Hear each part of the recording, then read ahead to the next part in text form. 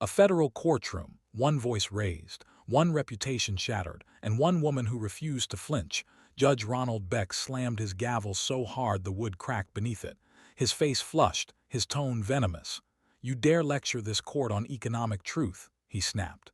"You're 27 years old. You've never run a business, never passed a law. What makes you think you have the right to speak here?" The air left the room. Silence spread like a fog, reporters froze mid-sentence. Court officers stiffened. A junior attorney dropped her pen without realizing it. Karoline Leavitt didn't blink. She stood slowly, with the kind of stillness that made people quiet. Dressed in a navy blue blazer, no notes in her hand, no earpiece in her ear, just her. She faced the judge directly. "Because I've lived in the America your rulings ignore," she said. Her voice was firm, not loud. "And because I came with facts, not a gavel to hide behind." There were gasps, yes, but not the dramatic, exaggerated kind. These were involuntary, real. A shift had just happened in that room, and Judge Beck felt it. What was meant to be a spectacle, an ambush, had just turned on him. But to understand what was really happening, you have to go back to how the day began. Washington, D.C. looked polished that morning. Bright skies, warm light, American flags stirring in the breeze. From the outside, everything looked like order. Inside the federal courthouse, not even close, security was tight. The case at hand dealt with international trade manipulation, a foreign shell company accused of price rigging. But nobody cared about the company. Not really. They were there for her, the youngest White House press secretary in U.S. history, MAGA rising star, a walking headline, and a threat to anyone who believed youth equaled weakness. Karoline arrived with just her aide, Sarah Coleman, a sharp 30-something with tied-back brown hair and a laptop never out of reach. They didn't speak much. They didn't need to. Karoline's mind was already scanning scenarios. They won't ask me to speak, she thought. I'm not on the witness list. But her gut said otherwise, because Judge Beck wasn't just a judge. He was a message deliverer, the kind who didn't just rule, he performed. And today, with cameras watching and Karoline sitting 10 feet away, he was going to put on a show. He didn't forget what she'd said on national television 2 weeks ago. Tariffs are like armor. They may slow you down, but they keep you standing. It had gone viral. And Judge Beck, who had openly criticized the administration's trade policies, didn't like being the one people ignored when Karoline spoke. The courtroom filled early. Political aides, journalists, even a few foreign correspondents pretending not to stare. Karoline sat quietly second row from the front, hands folded, face expressionless. A CNN correspondent leaned over to her photographer. If he calls her out, get the shot, she won't flinch. And then it happened. The witness on the stand, an economic analyst from Georgetown, finished his dry testimony, and without warning, Judge Beck leaned forward. "Is Miss Karoline Leavitt present in the courtroom?" The room tightened like a drum. She stood immediately. "Yes, Your Honor." Approached the bench. A wave of whispers hit the gallery. One aide whispered, "What is he doing?" Sarah whispered, "Karoline, don't take the bait." But she was already moving. She walked with her usual stride, measured, confident, deliberate. She stopped just before the center aisle. The judge stared at her like she was an intruder in his kingdom. "You've been very vocal about this administration's trade policies," he said. "You've told the public tariffs are good for working families. Is that still your position?" Karoline nodded. "It is." The judge narrowed his eyes. "Even with grocery prices rising across the board, even with farmers suffering from supply costs," she could see it now. This wasn't about the case. It was a trap, a performance. She said nothing at first. Just let the silence settle like fog creeping in. Then she asked one simple question. "Do you want a real answer or just a headline?" The room cracked in half. No one moved. No one breathed. Judge Beck's mouth opened, then closed. "You're not here to grandstand," he growled. "And you're not here to perform," she said quietly. "But here we are." Another beat. The kind of moment that rewrites reputations. Beck's face reddened further. "Sit down. This is my courtroom." But Karoline didn't move. "Then control it," she replied, calm as ever. "Because the facts are already out of your hands." That moment, those 14 words, would be replayed 100 million times in the next 48 hours. Every camera in the courtroom had already locked onto her. Someone in the back whispered, "This is the clip." Back in the press row, a CBS reporter texted his producer. "She just flipped the room." Judge looks rattled. Online, the fire had already started on X, hashtags lit up, hash Karoline Leavitt, hash Judge Beck collapse, hash this is leadership, the most reposted quote. You want a real answer or just a headline? It didn't matter where people stood politically. They felt the shift. Not just because she spoke confidently, plenty of people do, but because she didn't stutter. She didn't ramble. She didn't get angry. She led. Back in the courtroom, the hearing tried to continue, but the tension lingered like smoke after a fire. The analysts finished their testimony, but no one cared, because something bigger was happening. Beck tried to regain control. He turned to the next witness, but his voice trembled slightly now. The robe didn't feel so powerful anymore. Karoline returned to her seat like nothing happened. She didn't smile, didn't react. Sarah leaned in. You just went to war with a federal judge and you won. But Karoline didn't see it as a victory, not yet, because deep down something felt off. Why had he called her out in the first place? Why break courtroom protocol just to attack a press secretary? Why now? And then she remembered something. 3 nights ago, an anonymous message had landed in her inbox. Watch your back. Not everyone in black robes serves justice. She had ignored it, assumed it was political noise. Now she wasn't so sure, because as she looked toward Judge Beck again, something in his expression had changed. Not anger, not embarrassment, fear, not of her, but of what might come next. The moment should have ended in the courtroom, but it didn't. Because Karoline didn't just challenge a judge. She challenged the idea that power only belongs to those who have held it the longest. And outside those courtroom doors, that idea was cracking. And what happened next would shock the world. Well, before we dive into it, if you're enjoying this story and love such dramas, don't forget to hit that subscribe button. Every new subscriber keeps me motivated to dig deeper, uncover more wild stories, and bring you even crazier content. Your support means everything. It's what keeps this channel going strong. And trust me, there's plenty more chaos coming your way. Back to the story. Clips of the exchange flooded every platform within the hour. TikTok loops, X reposts, YouTube reaction videos. Do you want a real answer or just a headline? Then control it, because the facts are already out of your hands. No shouting, no drama, just surgical takedown. A 15-second supercut of her stare-down with Judge Beck hit 2.4 million views before lunchtime, and behind those numbers, people weren't just watching. They were choosing sides. Some praised her. Others accused her of disrespect. But everyone knew one thing: she had won that room. Back inside the courthouse, Judge Beck sat alone in his chambers. The hearing was adjourned. Officially, it had nothing to do with the incident. Unofficially, it had everything to do with it. His aides moved quietly, as if afraid to speak. Beck reviewed case notes, but he wasn't reading them. His eyes were elsewhere. His thoughts deeper. He hadn't expected her to fire back. He expected deference, nervousness, maybe even a stumble. What he got instead was national embarrassment. But that wasn't what bothered him the most.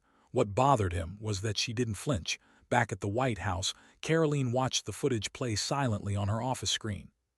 Over and over again. Not for ego, not for validation. She was looking for something else. Pattern, setup, motive. Play it again, she told Sarah.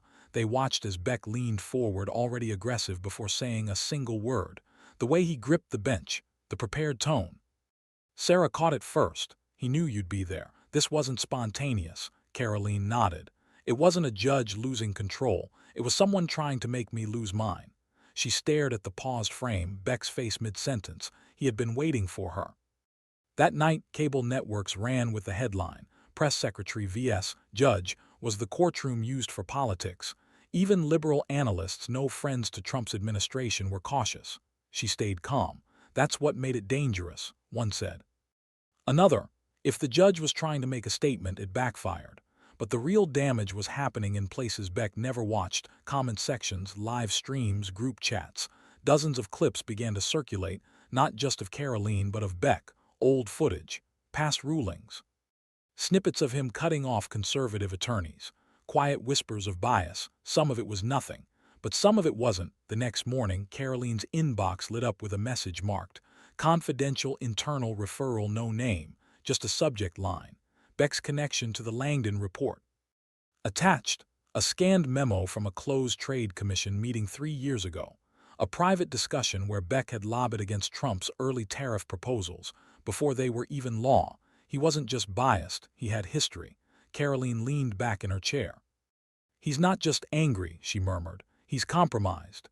Elsewhere, in a quiet downtown office, a man named Elias Trent scrolled through the same clips.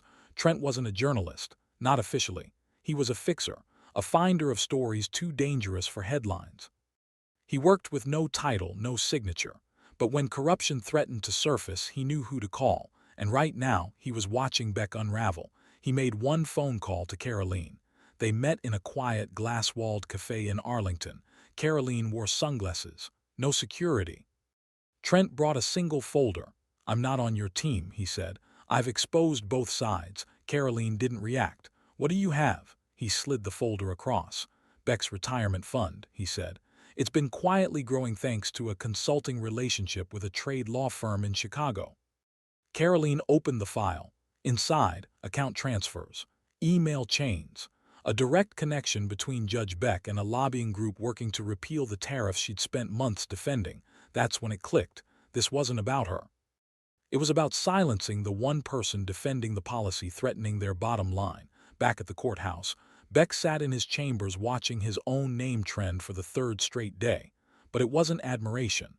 It was scrutiny. His staff avoided eye contact. One of his aides whispered, "They're looking into your Langdon connection." Beck slammed his hand on the desk. "She's digging," he growled. "She wants to paint me as corrupt." But deep down he knew she wasn't painting anything. She was just holding up a mirror. That night Karoline went live. No PR script, no coordinated tweets, just a dimly lit room, her laptop camera, her words. "I didn't come to court to fight, I came to listen," she said. But when power is abused, even in a black robe, someone has to speak. She didn't accuse, she didn't smear. She just laid it out, and her final line, "I'm not afraid of the noise, I'm afraid of silence, because that's where corruption grows." The video passed 1 million views before sunrise. Inside the Department of Justice, her words were heard. Quiet inquiries began. Whispers turned into questions. Why had Beck taken that case personally? Why had his financial disclosures skipped 3 years? Why were key trade rulings all slanted in one direction? And just like that, Karoline's courtroom moment became a national audit, but the backlash hit too. Op-eds accused her of exploiting the confrontation. One headline read, "Press Secretary Weaponizes Courtroom Moment for Political Gain." Cable shows debated her tone. "She disrespected a sitting judge," one panelist barked. "She exposed him," another replied. Through it all, Karoline said nothing. She didn't need to, because facts were louder than outrage, and then the message came. A short, unsigned text sent to Sarah's burner phone. "She goes any further, she won't be safe." No name, no punctuation, just a threat. Sarah showed it to Karoline in silence. Karoline didn't even look away from her screen. "Let them be loud," she said. "We'll be right." The next day, a subpoena was issued, Judge Beck's financials, now public record, and what they showed wasn't just suspicious, it was systematic. 4 off-the-record meetings with Langdon reps, a private seminar funded by a tariff opposition group, and multiple rulings that, when re-reviewed, bore the fingerprints of political interest. Karoline stood at the press podium, reporters packed shoulder to shoulder. She didn't gloat. She didn't grandstand. She opened with one sentence, "This isn't about me. It's about a system that punishes you for telling the truth." And then she paused, because everyone already knew the next line was coming. But instead she said something else, something simple, something final. "We're not backing down." The press conference changed everything, not because Karoline made a dramatic speech, but because she didn't need to. Her presence, composed, unflinching, did what shouting never could. By the time she stepped down from the podium, a storm had already begun. Within minutes, media outlets across the spectrum scrambled to shift tone. Networks that had criticized her 2 days earlier were now treading carefully. "Karoline Leavitt drops bombshell evidence in growing scandal," one headline read.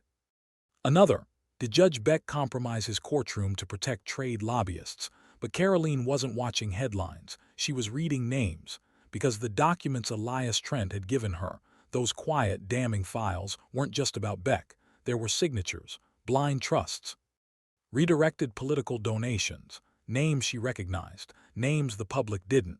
Yet, inside Judge Beck's courthouse office, silence was no longer a choice. It was a sentence.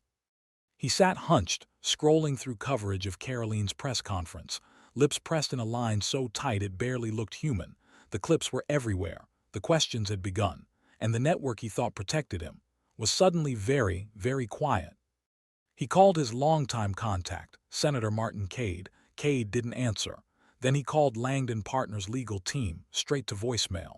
Beck felt it in his bones. The system he'd served for 30 years was already shifting under his feet. He wasn't an asset anymore. He was a liability. That evening, Karoline met with Elias Trent again. Not in a cafe this time, too many cameras, too many whispers. They met in a parked car 4 blocks from the Capitol. "You're not going to like the next name," Elias said. He handed her a single folder. Inside, a list of case decisions, all overseen by Beck. At the bottom, one name stood out in red: Judge Reuben Glass, a longtime friend of Beck's, appointed during the last administration. Quiet, respected, never in headlines until now. "He's clean on paper," Elias said. "But he signed off on at least 5 rulings connected to the same fund as Beck." Karoline read the name again. Glass wasn't just another judge. He oversaw federal contract reviews, meaning he had influence over which private groups got government deals, including trade enforcement. Her voice dropped. "They weren't just protecting foreign companies," she said. "They were directing where the government's money went." The next day, Karoline sat with her comms team behind closed doors. Sarah laid out the options. "We can slow walk this," she said. "Let DOJ take it from here. Keep your distance, preserve your credibility." Karoline looked at the file in her hands. Another name. Another trusted seat twisted by money. "If we slow walk this," she replied, "we're complicit." Meanwhile, Judge Beck received an envelope slipped under his office door. No sender. No stamp. Just 2 words typed on a card. "They know." No signature. No threat, just certainty. He opened his drawer, pulled out an old prepaid phone, and dialed the one number no one was supposed to use. It rang once. A voice answered. "You've compromised us," the voice said. Beck's reply was hoarse. She went off script. "She's not supposed to be this calm." The voice didn't argue. "You have 48 hours to fix this or you're finished." Click. At the White House, Karoline prepared for her next press session. She barely looked at the teleprompter. She didn't need it, because this wasn't PR anymore. This was war. And the longer she stayed quiet, the more they'd try to drown her with noise. Right before the briefing began, Sarah entered with a message. "Judge Glass just canceled his weekly appearance on CNN," she said. No explanation. Karoline didn't respond. She already knew what it meant. Someone was running scared. Back in Beck's office, the fear turned to desperation. He issued a quiet statement to the press, calling the accusations politically motivated. He painted Karoline as an operative, not a public servant, a tool of Trump. He used every tired phrase in the playbook, but it didn't work, because Karoline wasn't playing politics. She was pointing to facts, and the more he spoke, the more people remembered how calm she had been when he lost control. That night she got another text, not anonymous this time. It was from Elias. "I have a whistleblower. Works inside Langdon, wants immunity. Says Glass and Beck took payouts from an offshore fund in Cyprus. Wants to meet." She texted back one word: "tomorrow." The next morning, in a small apartment in Northern Virginia, Karoline met the whistleblower, a woman in her 40s, nervous hands, heavy eyes. She handed over an encrypted drive. "I was the one filing the disbursements," she said. "I thought it was just lobbying, but then they started hiding payments under foreign legal services, and judges started ruling in ways that didn't make sense." Karoline leaned forward. "Can you testify?" The woman shook her head slowly. "I'll sign a sworn statement, but if I testify, they'll find me." Karoline nodded. "We'll protect you." At the Department of Justice, pressure mounted. Leaked documents, offshore records, private emails between Beck and Langdon affiliates. Karoline didn't need to prove everything herself anymore. She just needed to keep the light shining. By that afternoon, the Attorney General's office confirmed they had opened a multi-agency inquiry into Beck, Glass, and their connections to corporate influence over tariff policy. It was the biggest judicial ethics investigation in over a decade, and Karoline, she hadn't just sparked it. She was standing at the center of it, but she also knew this wouldn't end in court. It would end in perception, in public trust, in whether the American people believed that speaking truth to power was worth the consequences. That night, after hours of phone calls and security briefings, she finally returned home. Her husband greeted her at the door, holding their baby son. She held the boy gently, pressing her cheek against his tiny forehead. He was asleep, she whispered. You're the reason I don't give in. And for one moment her hands stopped shaking, because the next battle was about to begin. Judge Beck was cornered, Judge Glass was silent, and in a building across town, someone with far more power than either of them was already preparing their counterattack. It started with a phone call, not a threat, not a warning, just a message. They're going to come for your credibility next. Karoline listened silent as the voice on the other end explained the playbook: smear campaigns, leaked sources, stories from college days out of context and warped. Quotes twisted to make her look radical or reckless. They'll try to make it about you, the voice said. So no one talks about them. She hung up without a word, because she already knew when power is exposed, its first instinct is always the same: destroy the one holding the flashlight. The attacks came fast. A political blog ran an exclusive from an unnamed former classmate, claiming Karoline had ambition beyond ethics. One headline read, "Too young, too loud, too dangerous." Another, "Karoline Leavitt, the face of a manufactured crisis." Even a few major networks joined the chorus, not overtly but with doubt dripping from every segment. Was Judge Beck really corrupt, or is this just a strategic distraction? But the people watching weren't buying it, not this time, because they remembered the moment, that courtroom. That line, "You want a real answer or just a headline?" They had seen what integrity looked like, and no headline could unsee it. At the White House, Karoline stood in the press briefing room, folders in hand, eyes burning with calm fire.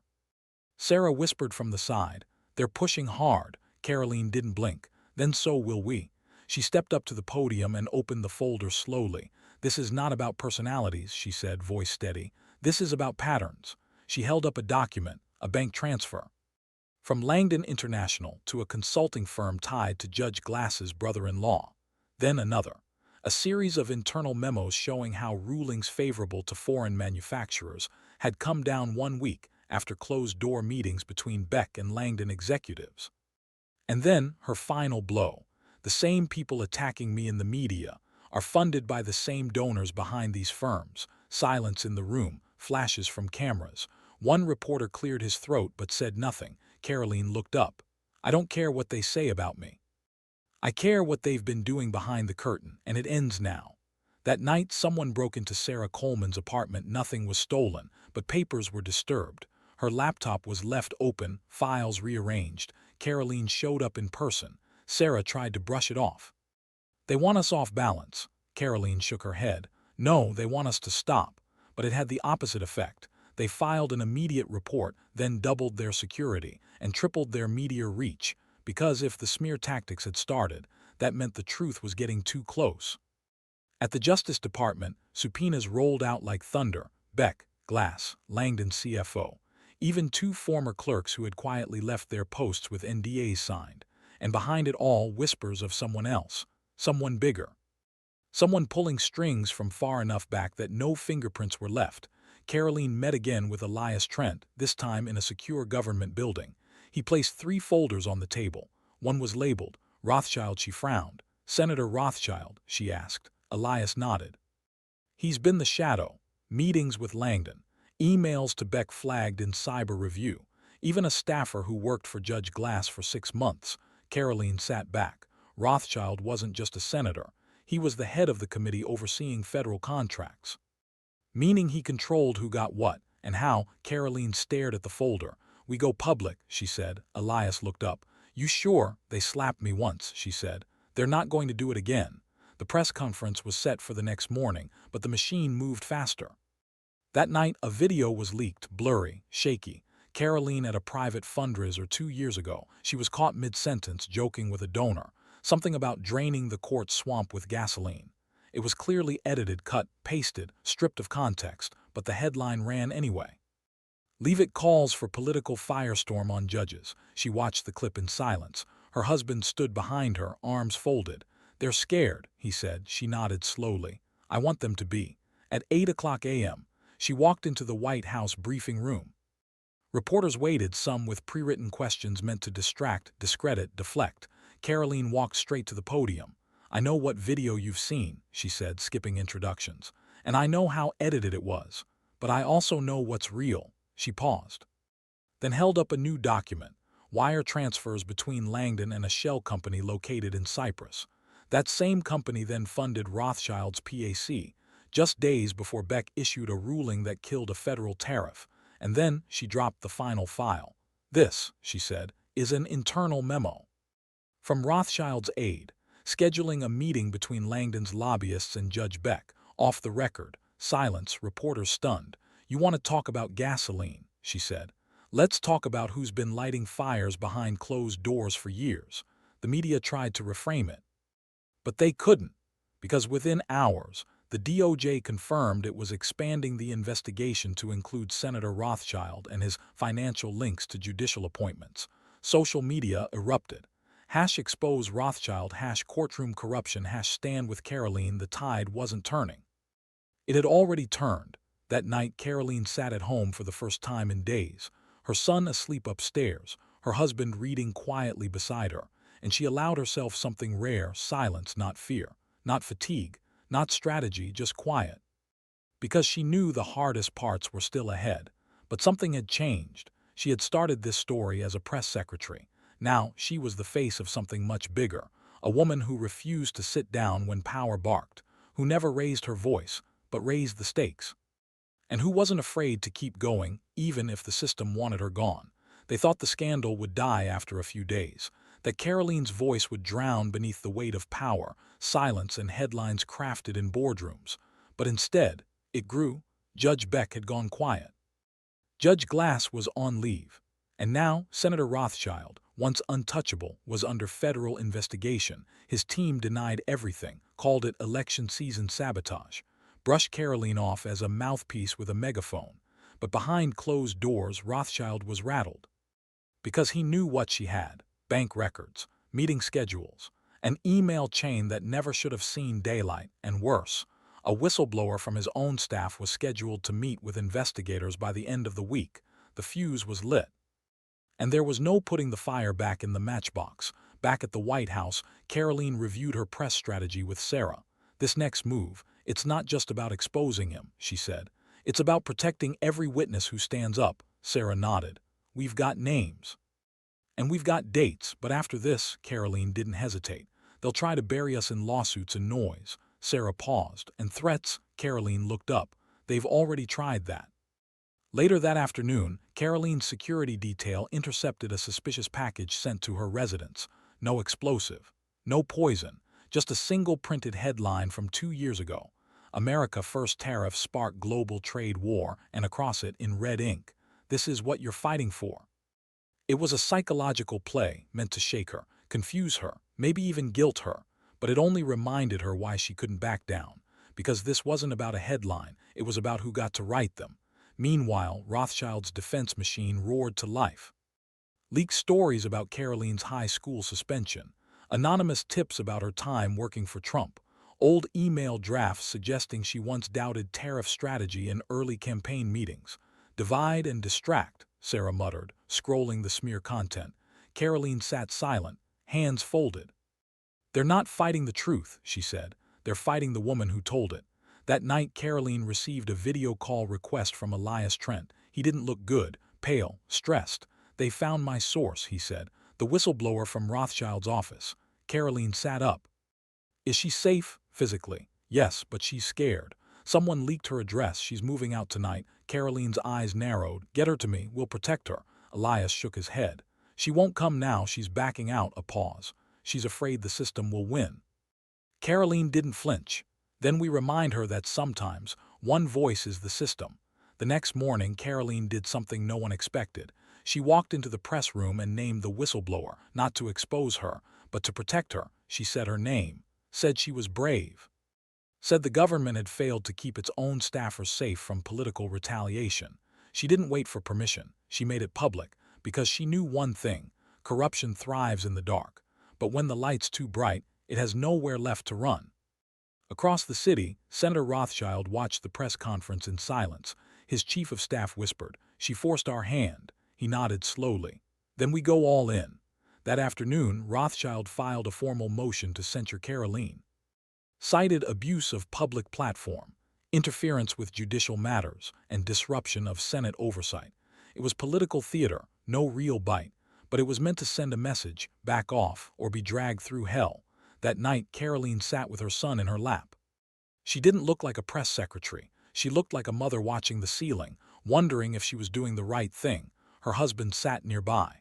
"You've already done more than anyone expected," he said gently. She nodded. "But not more than what's needed." She looked down at her son's tiny hand wrapped around her finger. "If he asks me one day why I didn't speak, I want to have an answer."